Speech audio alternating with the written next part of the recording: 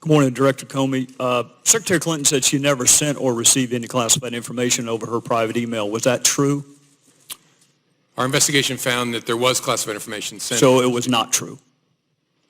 Right. That's what I said. Okay. Well, I'm looking for a little shorter answer so you and I are not here quite as long. Secretary Clinton said there was nothing marked classified on her emails either sent or received. Was that true?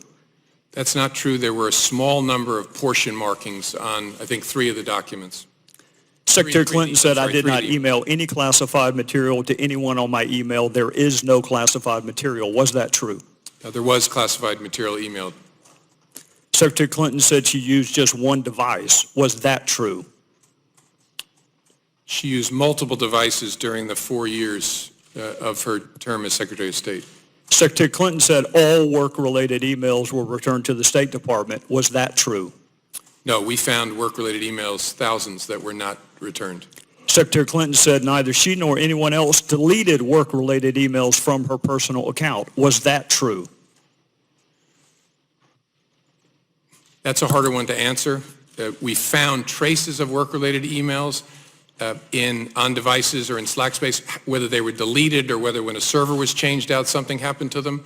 There's no doubt that there were work-related emails that were removed electronically from the email system. Secretary Clinton said her lawyers read every one of the emails and were overly inclusive. Did her lawyers read the email content individually? No.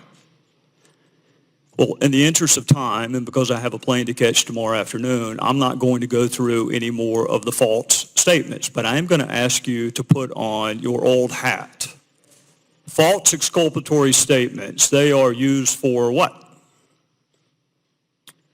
Well, either for a substantive prosecution or for evidence of intent in a criminal prosecution. Exactly. Intent and consciousness of guilt, right? Is that right? Right. Consciousness of guilt and intent. In your old job, you would prove intent, as you just referenced, by showing the jury evidence of a complex scheme that was designed for the very purpose of concealing the public record. And you would be arguing, in addition to concealment, the destruction that you and I just talked about, or certainly the failure to preserve. You would argue all of that under the heading of content. You would also be arguing the pervasiveness of the scheme, when it started, when it ended, and the number of emails, whether they were originally classified or up-classified. You would argue all of that under the heading of intent.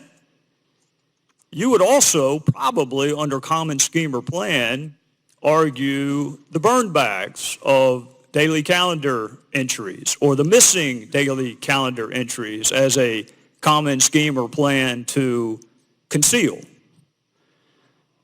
2 days ago, Director, you said a reasonable person in her position should have known a private email was no place to send and receive classified information. You're right, an average person does know not to do that. This is no average person. This is a former First Lady, a former United States Senator, and a former Secretary of State that the President now contends is the most competent, qualified person to be president since Jefferson. He didn't say that in 2008, but he says it now. She affirmatively rejected efforts to give her a state.gov account. She kept these private emails for almost 2 years and only turned them over to Congress because we found out she had a private email account. So you have a rogue email system set up before she took the oath of office, thousands of what we now know to be classified emails, some of which were classified at the time. One of her more frequent email comrades was in fact hacked, and you don't know whether or not she was.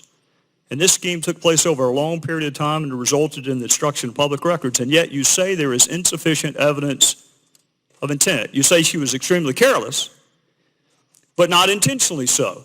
You and I both know intent is really difficult to prove. Very rarely do defendants announce, on this date, I intend to break this criminal code section. Just to put everyone on notice, I am going to break the law on this date. It never happens that way. You have to do it with circumstantial evidence. Or if you're Congress and you realize how difficult it is to prove specific intent, you will formulate a statute that allows for gross negligence. My time is out, but this is really important. You mentioned there's no precedent for criminal prosecution. My fear is there still isn't. There's nothing to keep a future Secretary of State or President from this exact same email scheme or their staff. And my real fear is this. It's what the chairman touched upon. This double-track justice system that is rightly or wrongly perceived in this country. That if you are a private in the Army and you email yourself classified information, you will be kicked out. But if you are Hillary Clinton and you seek a promotion to commander-in-chief, you will not be. So what I hope you can do today is help the average person, the reasonable person you made reference to, the reasonable person understand why she appears to be treated differently than the rest of us would be. With that, I would yield back.